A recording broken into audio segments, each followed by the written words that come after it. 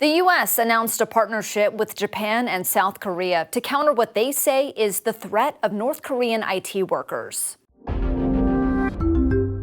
The joint statement says North Korea continues to send IT workers around the world, both in person and remotely.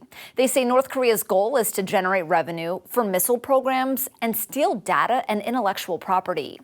North Korea has previously used cyber attacks, but getting their people on the inside of companies is an even bigger risk. You know, the highest level of threat is an insider. And so this really took it to another level. And I think that's why you're seeing these, organizations with the government and, Japan and Korea, South Korea, putting out these advisories and alerts to notify these private sector organizations of this. Hyslop said this tactic became more of an issue following the COVID-19 pandemic and the rise of remote work. That allowed the workers to use fake names and locations to get inside companies. Having full access allows them to either steal whatever they want themselves, or establish backdoors and allow their counterparts who are remote, say in North Korea, to access it.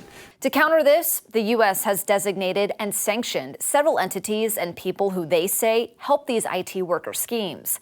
Japan and South Korea have also taken steps to mitigate the risks, and it's not uncommon for allies to work together. But when an incident like this happens, they'll really get together, probably form a working group and determine, okay, how are we going to mitigate this problem that we've identified, and hopefully, mitigate the resulting fallout if data was compromised. The U.S. Cybersecurity and Infrastructure Security Agency highlights North Korea, China, Russia, and Iran as the biggest cyber threats to the U.S. And like American allies, enemies will sometimes work together as well. China's really been the biggest actor, and so it doesn't surprise me that North Korea and China are kind of allies when it's convenient.